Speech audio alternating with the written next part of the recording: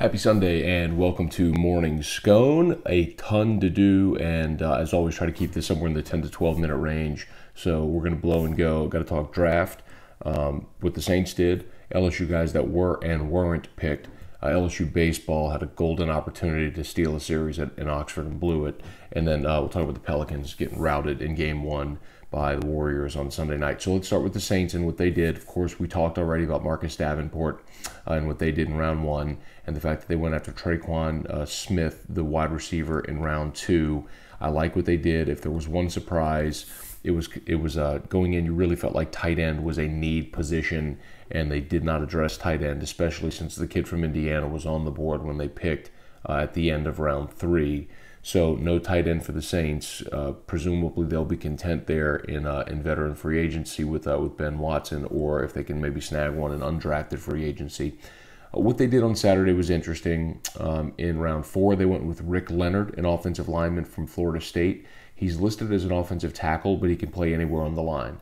So if you think about what they lost in Senio Kelmete in free agency leaving for the Texans, there's a lot of people that are going to look at that picture, at that pick of Leonard, and go, wait a minute, he wasn't very high on anybody's draft board, all the prognosticators. Well, something you learn is that, you're doing this long enough, the team's board often doesn't look like Mel Kiper's or Mike D, who comes on the show. So they're going to go need and best available in some combination. And I like the pick of Leonard because they got a versatile lineman that could play almost anywhere across the line. They went with Natrell Jamerson, a safety. Obviously, they signed Kurt Coleman. This was an interesting one, considering you signed Kurt Coleman, and you know that Kenny Vaccaro won't be back. So apparently looking to fortify that spot with maybe losing some other depth there at safety as well, be it Raphael Bush. We think Chris Banjo is going to be back. So, but you're just looking for depth there. Maybe got to help on special teams, and Jamerson's another safety that the Saints have tapped into there. Cameron Moore, that could very well be your other lockdown corner opposite of Marshawn Lattimore. So I like going Cameron Moore a lot, really athletic guy. So let's see how he fits in, if he can win the job opposite Marshawn Lattimore. If nothing else, he's a rotational player in your secondary. They went with a local kid. They went with Boston Scott from Zachary High, who played collegiately at Louisiana Tech. He's a running back who is a speedster who very likely helps you in the return game immediately. I don't know that I don't know how he fits into the running back rotation right away, but that's a guy that can definitely help you in the return game, so I like that. And then, lo and behold, the Saints did in fact pick an LSU player. They went with Will Clapp with their 7th round pick, number 245 overall. So, and I love that because obviously with a guy like Will, you got great value in the 7th round. He can play center and guard for you. He's a versatile interior lineman, and maybe that's a guy that you stash away until Max Unger retires or until his contract is up. So I really like getting Will Clapp there. You can kind of give him a bit of a redshirt year, you'd hope, and see what may happen. But this guy can play center and guard for you. So and of course, being that he's a Louisiana kid, a New Orleans kid, an LSU guy, I'm very happy for Will getting drafted and going to the Saints. It's a great pick. If you want to talk about what the Saints didn't do, as some often will, tight end is the one spot where that they really needed to address, and they didn't. But the thing is with the Saints, man, is whenever you're a contender, you never go into or come out of a draft feeling like you have this gigantic, pressing, must-have need that it's a make-or-break deal. When the Saints were bad, when they're going 7-9 back-to-back years, you felt like you were far away, and you needed a draft like they had last year where you keep hitting on guys, and they did a year ago.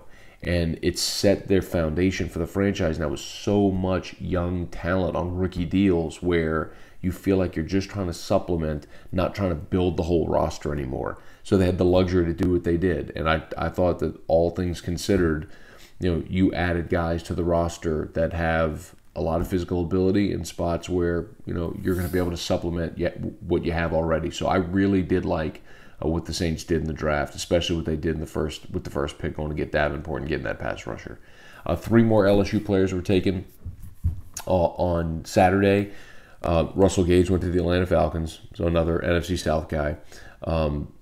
Danny Etling went to the New England Patriots. And of course, Will Clapp, who we mentioned. Etling is the one that I think most people are going to talk about. And, I'll put it to you this way. First of all, congrats to Danny. I mean, it's anytime you get drafted and you get a chance to continue living out your dream, that's awesome. They obviously have Tom Brady, and they have Hoyer there as the backup. So Etling becomes the third quarterback. So he's very likely a camp arm, maybe a guy that they stash away on the practice squad as a guy to give them the opponent's look that week in practice. Running scout team. So, but congrats to Danny for being drafted.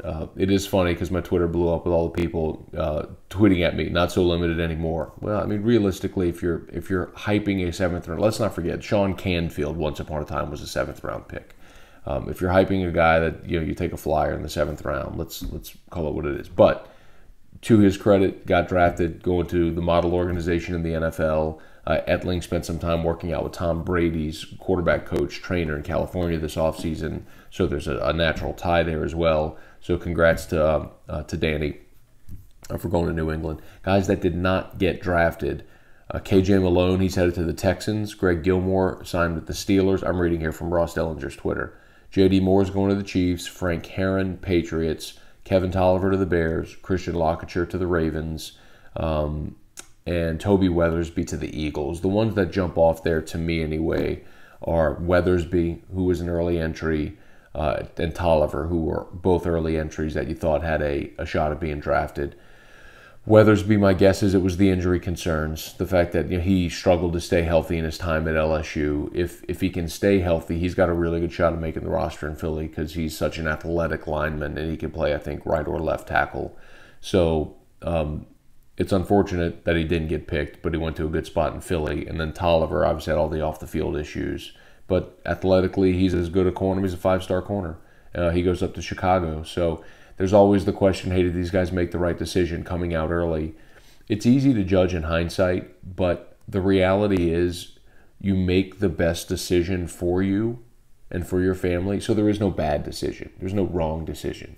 You took in all the information you had and you made an educated decision when you decided to come out. And the other thing I'll tell you is with the way that rookie contracts have been restructured now after the collective bargaining agreement in 2011, if you're not taken in the first round, you're basically just playing to get to your second contract. And the money between an undrafted free agent and a guy taken in the third round just isn't that much different.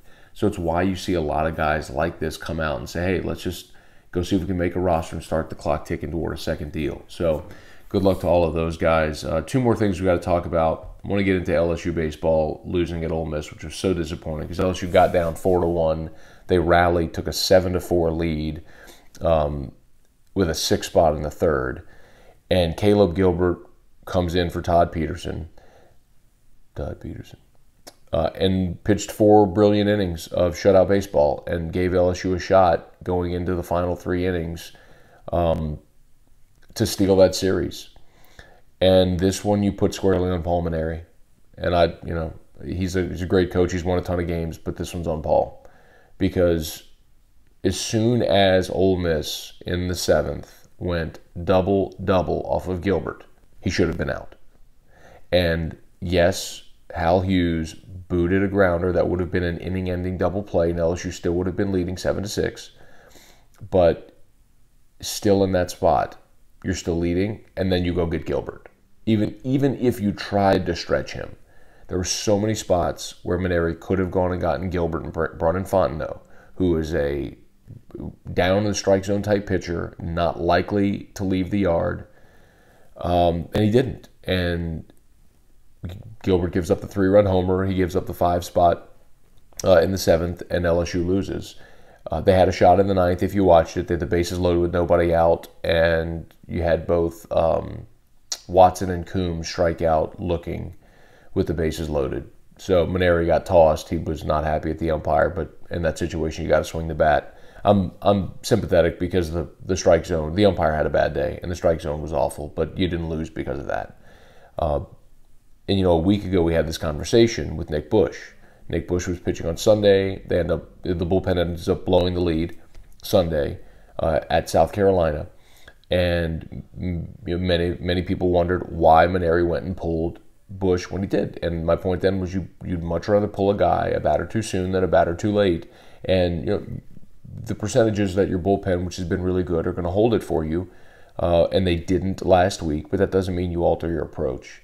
And yesterday, to leave Gilbert out there when he was not fooling anyone anymore in the 7th, to give up a 3-run lead and put yourself in a 2-run hole was, in my opinion, completely on Maneri. And you achieved your objective. You needed to go win 1 in Oxford, and they did. And they put themselves in a situation where you can win 2 against Arkansas. If you sweep Bama, take 2 against Auburn, then you're probably a regional host. But boy, this one stings because you had a chance to go on the road and take a series from a top 5 team, and left Gilbert in there too long. Pels got drubbed 123-101. Could have been worse if the Warriors didn't take their foot off the gas, but they scored nearly 80 points in the first half. So, and that was without Steph Curry, and Steph will be back on Tuesday. Just a matchup problem, man. Warriors are long. They're long on the perimeter. They all can shoot. It's a matchup problem all over the floor. Mirotic can't guard KD. It really doesn't matter who you have on Clay on the perimeter. Their bench depth is great. Like, you forget David West is still on that team. They're salty, and they're going to be tough to beat. My guess is, even said at the beginning of the series, I think New Orleans will play well in one game, and Golden State will have an off day. And you'll see New Orleans take one in this series. But it's going to be, if nothing else, a good measuring stick for this franchise to see how close or how far away they are and where they're deficient to be able to compete with the best team in the world right now. So, disappointing loss for New Orleans. Great first quarter. But even in spite of playing a great first quarter, they were still trailing by 1. So, Warriors are a handful, and they get Steph back in Game 2. We'll see how that goes. Meantime, thanks for watching. As always, please subscribe to the Matt Scone YouTube page. Hit the red button there at the bottom. We appreciate you as always. Tell a friend. Y'all have a great Sunday. We'll talk to you tomorrow morning for Morning Scone.